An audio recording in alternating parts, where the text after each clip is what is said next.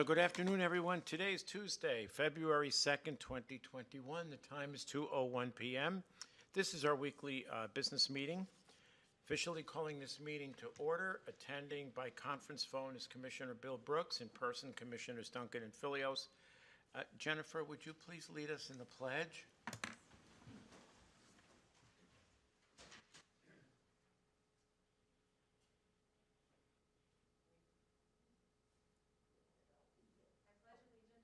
To the flag of the United States of America and to the republic for which it stands, one nation, under God, indivisible, with liberty and justice for all. Okay then, so moving on to our consent calendar. I move that we approve the consent calendar as listed on our business meeting agenda for February 2nd, 2021. I second the motion. Aye. Aye. Aye, and the motion is approved.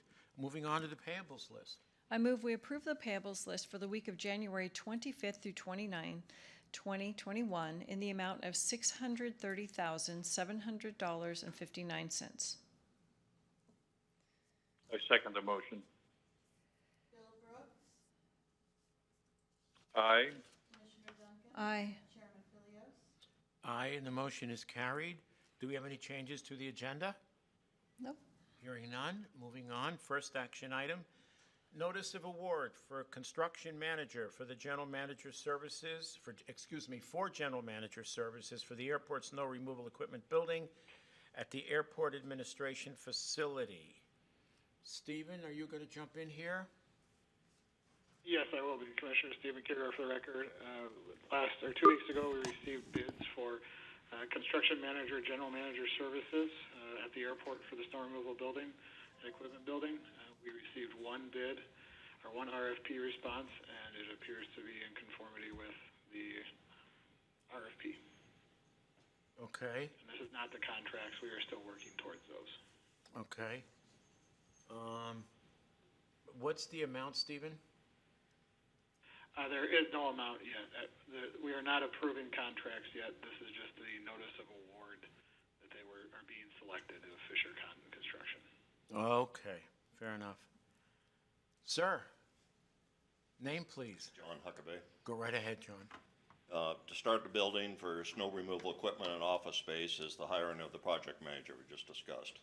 I want to suggest that this step be put off until the use, cost, and placement of the proposed building is considered.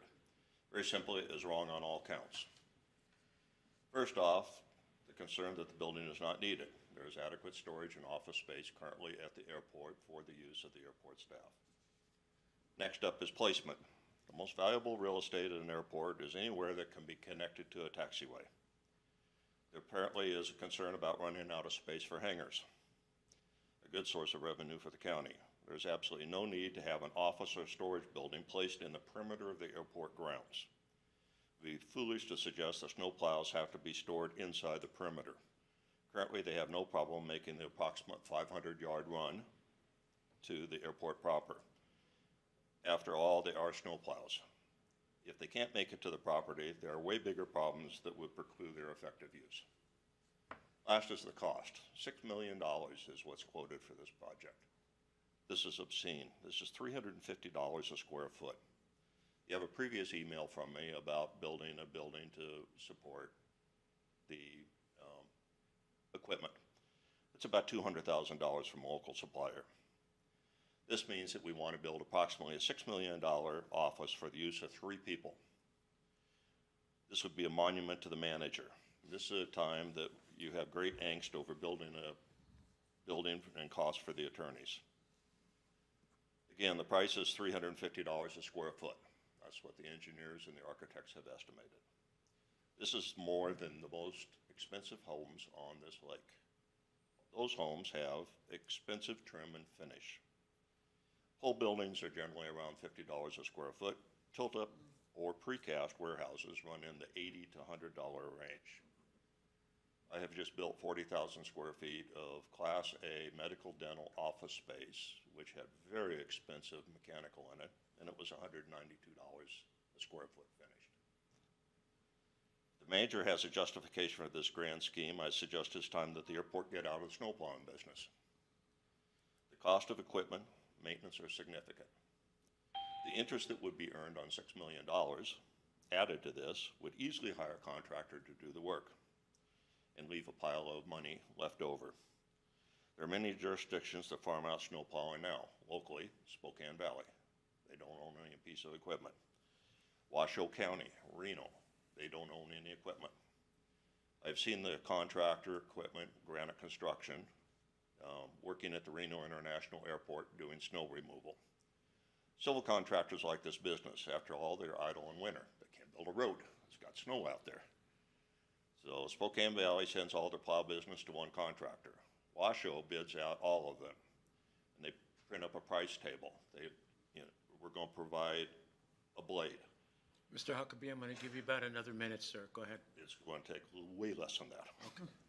Spokane Valley gets beat. Washoe puts a price table, and they start at the lowest price, and they work down as equipment is needed.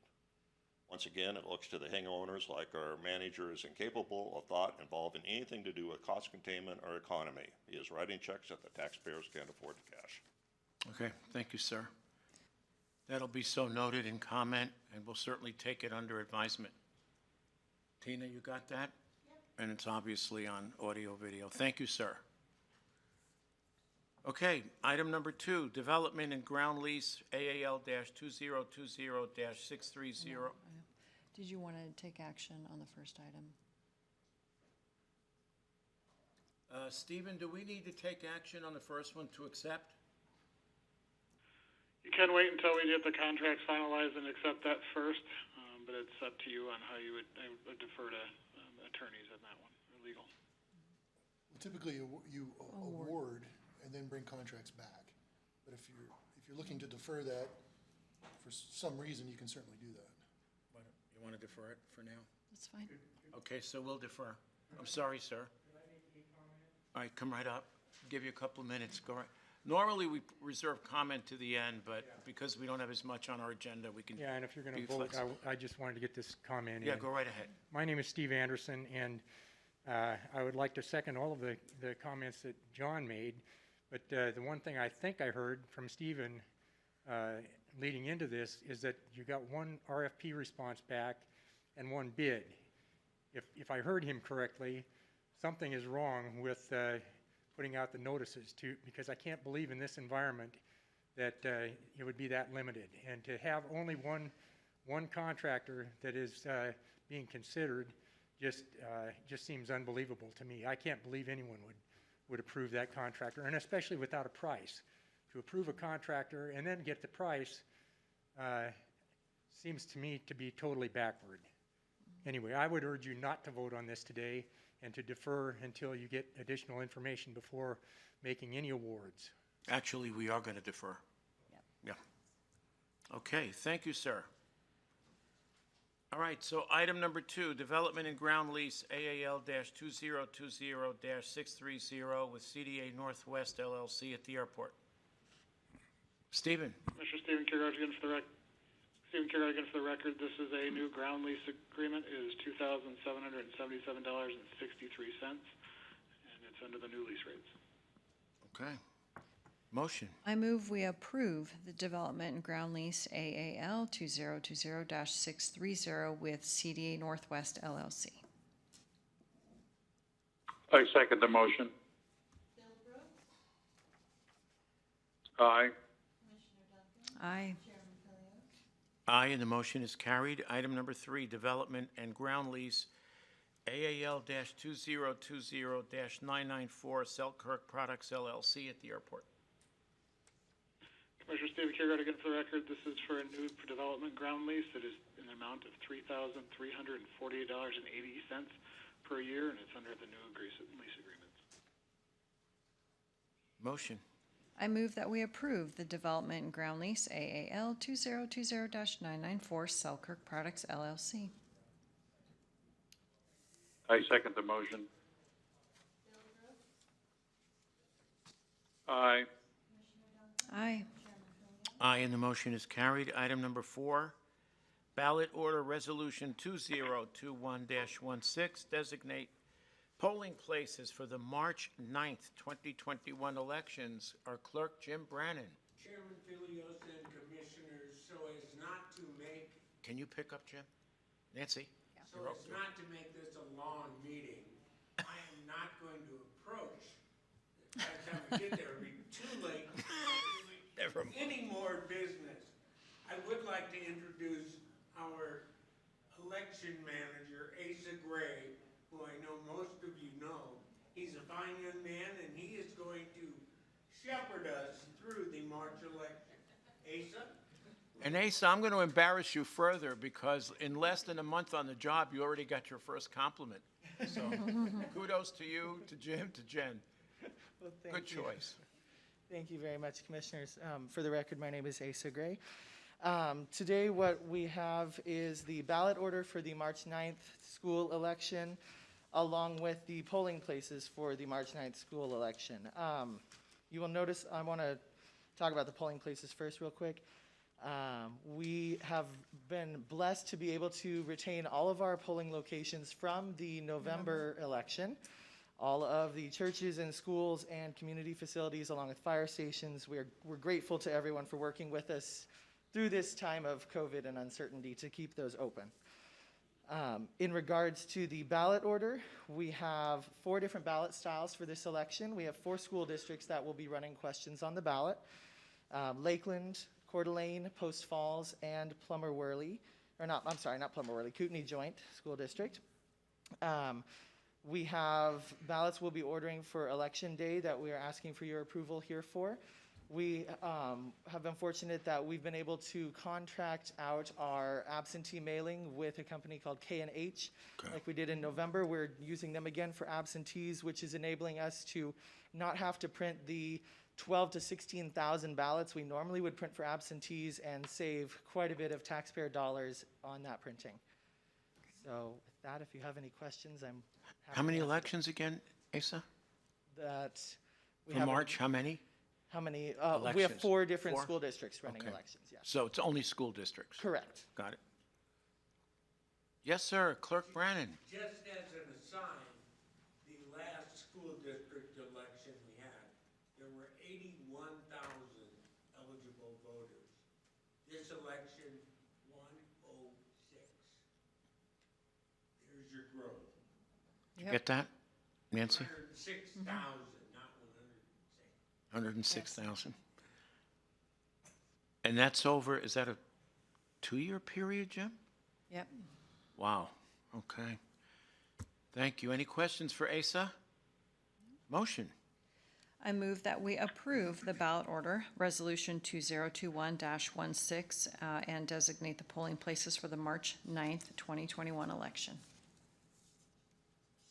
I second the motion. Aye. Aye.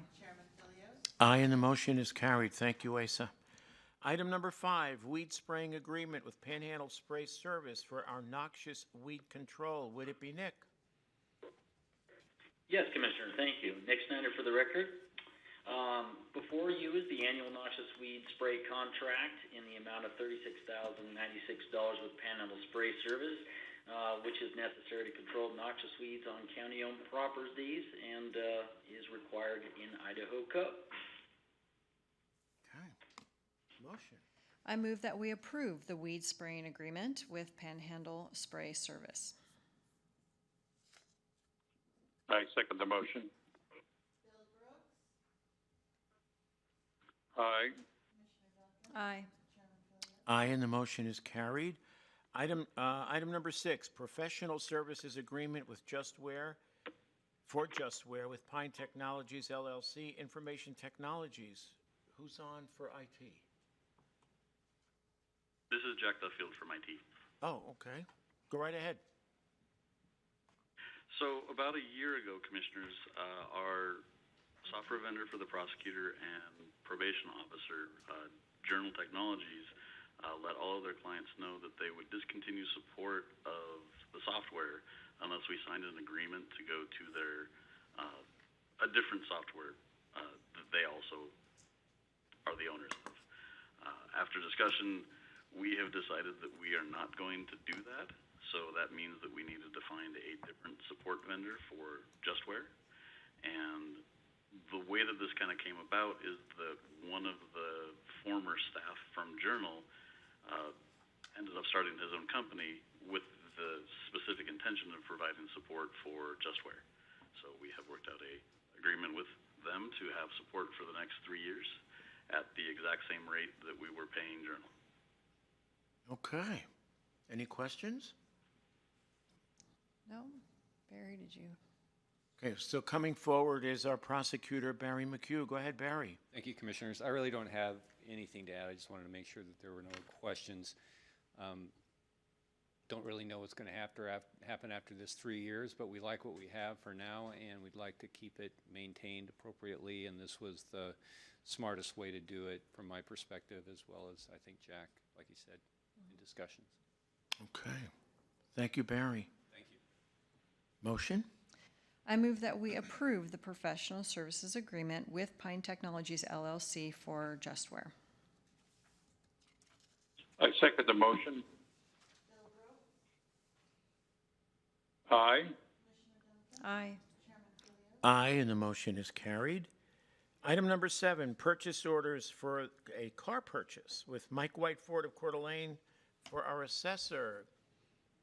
Good afternoon, Commissioners. My name is Aaron. I'm the fleet manager for the assessor's office. The only reason that we're here today is because our new assessor, Bela Kovac, was unfamiliar with how we normally have gone about purchasing the vehicles. And he just wanted to make sure that we were doing it the right way. I'd like to give you just a quick 5-minute little history and then explain to you why it's put on the agenda today. Back in November of last year, our administration manager, Reba Gritness, had come to me and said that we were approved, the assessor's office was approved for a $60,000 fleet budget. So in later September, I went about and started going around to the different dealers and getting their offers to the assessor's office. Beginning of December, I took those offers, I made my recommendation like I normally do to the assessor's office. My manager, the deputy, Joe Johns, and then Bela, the assessor, gave me the go-ahead to make the order. I contacted the Ford dealership and placed the order. And then there was a 2-week span there when the assessor's office was shut down.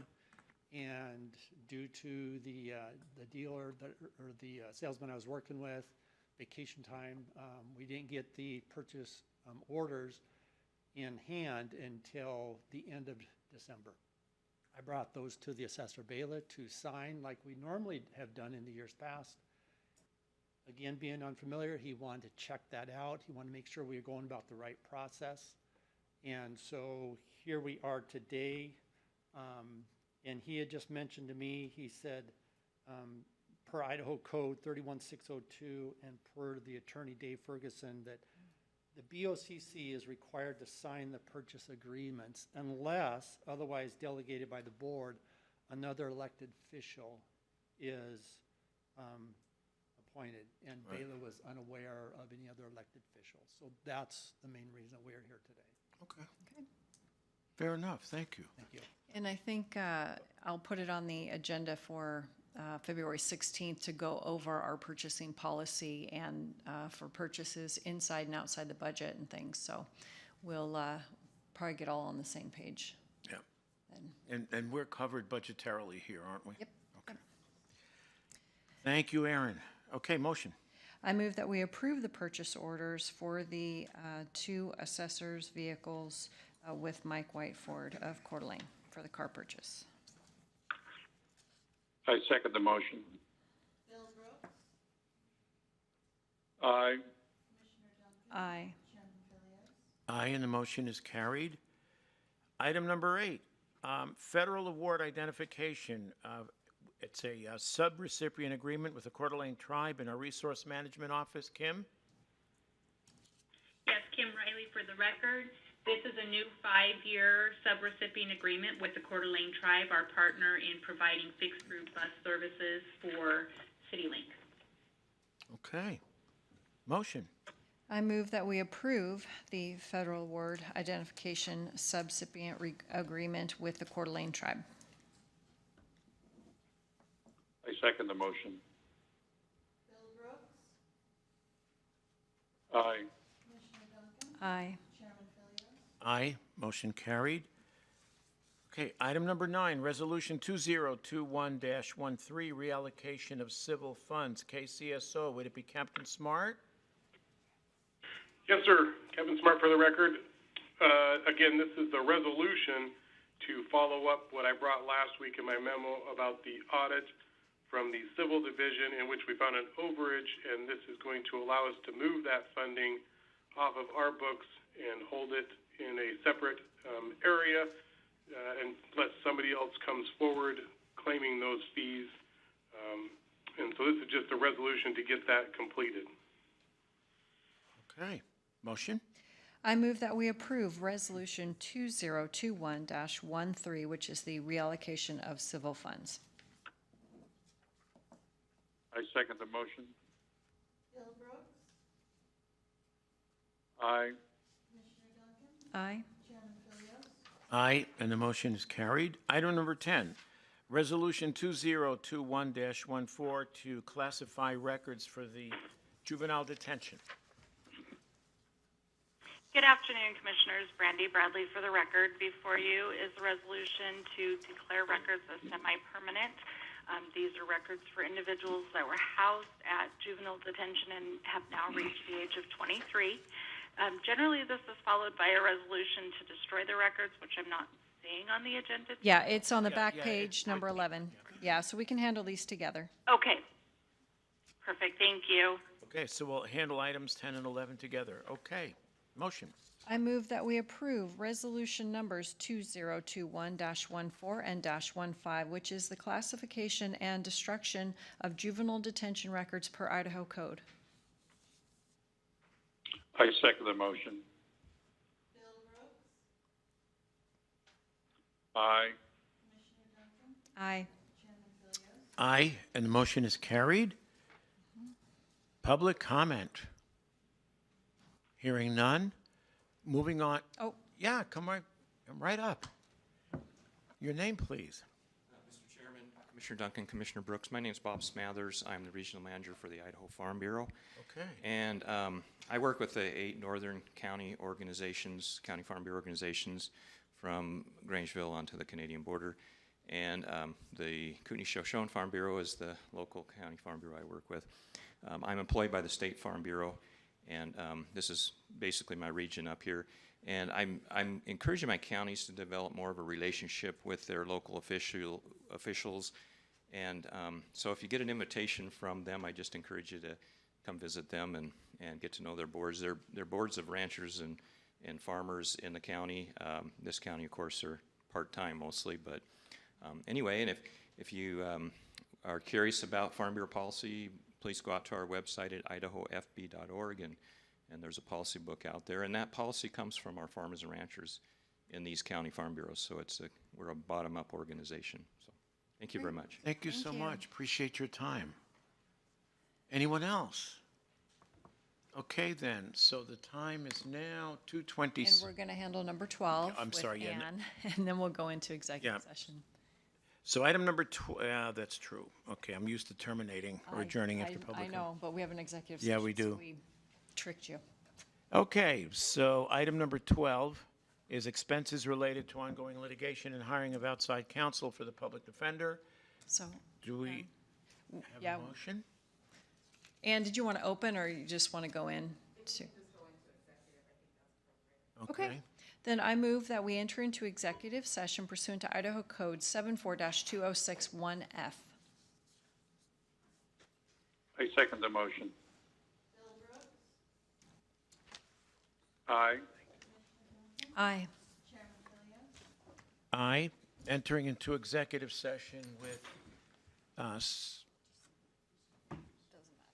with outside counsel.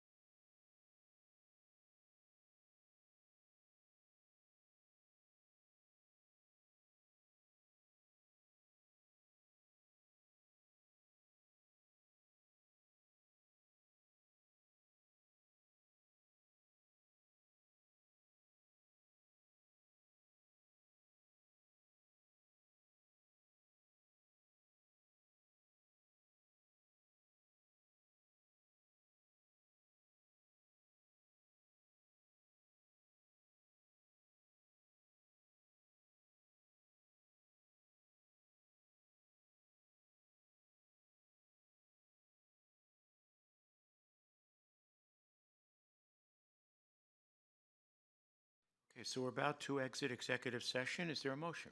I move we exit executive session with staff to proceed as discussed and the agreement for outside counsel to be hired at an amount of $2,500 in one case, $5,000 in the other case to come from contingency. I second the motion. Bill Brooks? Aye. Aye. Aye, and the motion is carried. And so now we have our final adjournment, which is 2:26 p.m. Thank you, everyone. Thanks, Peter.